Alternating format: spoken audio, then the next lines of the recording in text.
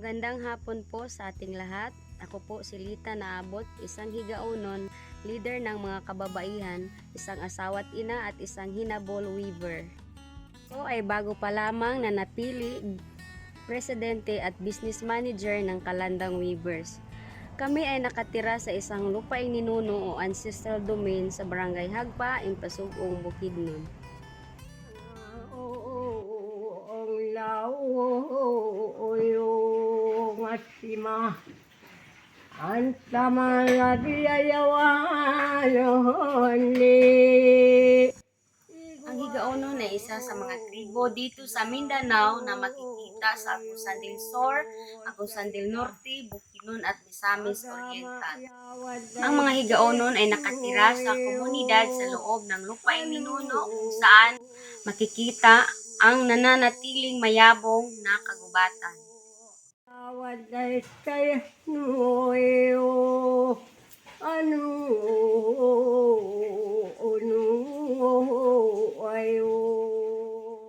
Ang mga higaunon ay naniniwala sa mga tumanod o nagbabantay na espiritu sa lahat ng bagay gaya ng tubig, lupa, mga kahoy at pananim, mga bundok at iba pa.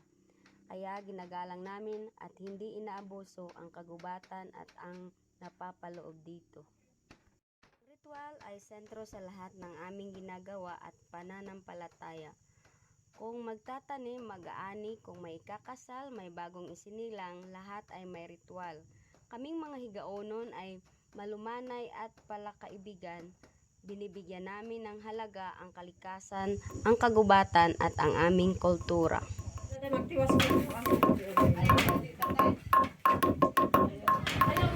Tinatawag namin na Kalandang Weavers ang aming grupo. Ito ay naorganisa ng NTF-PEP Philippines noong 2005. Ang Kalandang Weavers ay mga kababaihang higaunon na pinapatuloy ang tradisyon ng paghahabi at pagtina.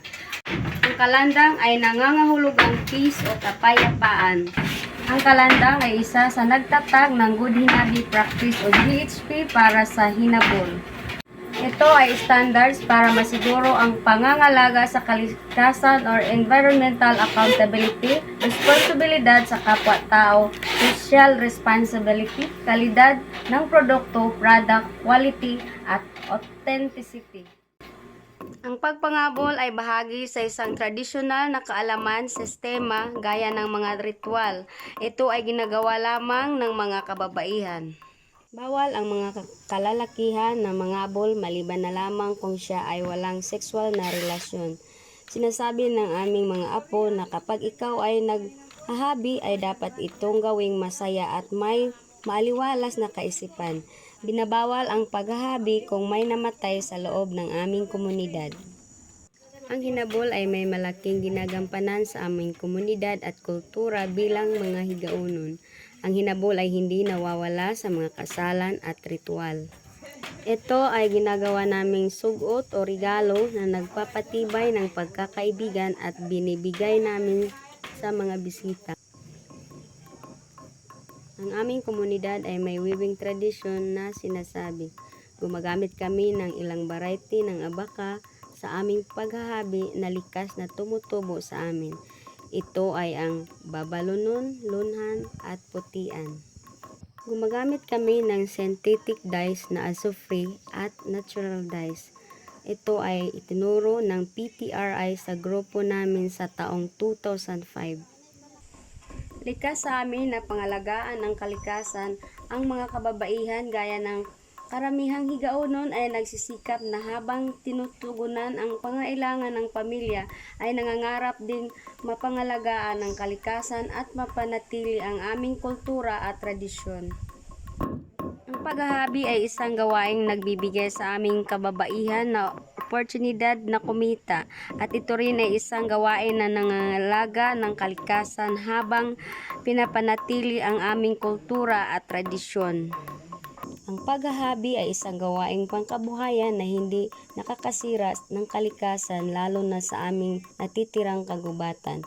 Ang pinakamaternyalis ay abaka at ang abaka ay nabubuhay lamang sa lugar kung saan marami pa ang puno.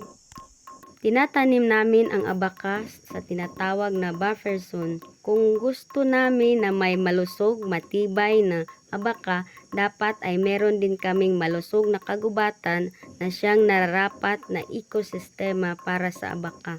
Ang abaka ay pinaparami namin kasama sa aming pagpapabalik kagubatan o reforestation.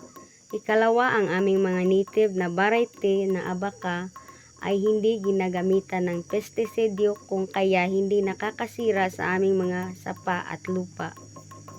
Ang paghahabi at papel ng mga kababaihan sa pagpapanatili ng kalikasan ay magkaugnay at iisa. Gayon din sa kultura na ang paghahabi ay tradisyon na gawain. Habang kaming mga kababaihan ay nagsisikap naghahabi upang matugunan ang pangangailangan ng aming pamilya, ay pinapatuloy namin ang aming kultura.